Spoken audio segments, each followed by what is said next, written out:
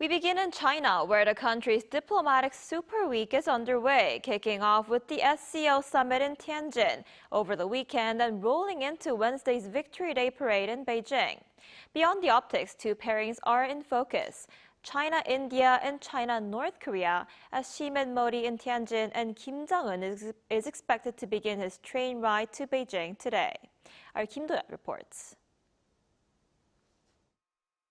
Around 20 heads of state have gathered for the Shanghai Cooperation Organization in Tianjin, China, with Chinese President Xi Jinping casting the meeting as a rallying point for the global south.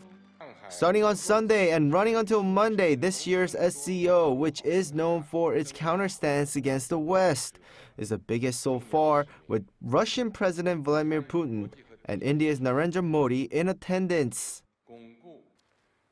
At this summit, we are tasked with an important mission to build consensus among all parties, ignite momentum for cooperation, and draw up a blueprint for development. Reports indicate a Tianjin declaration will follow, addressing trade and security following tariffs imposed by the United States. On the sidelines, Xi held back-to-back bilaterals, including with India's Narendra Modi, Turkey, and Vietnam, framing cooperation and mutual respect as the way forward.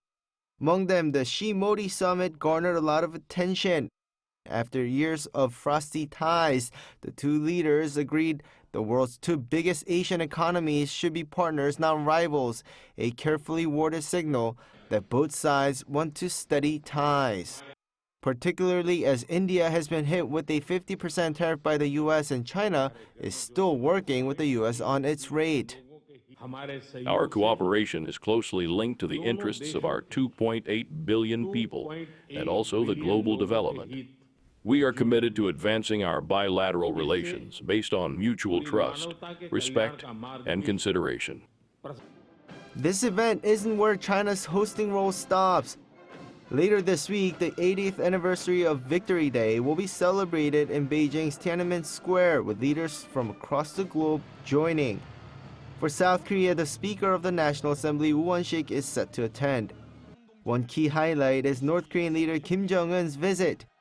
He is expected to board a train to Beijing on Monday to attend the Victory Day military parade. Multiple signs point to Kim traveling by rail, which takes roughly 20 to 24 hours from Pyongyang. Hotels in the Chinese border city of Dandong have reportedly restricted foreign bookings, while some train services have been suspended.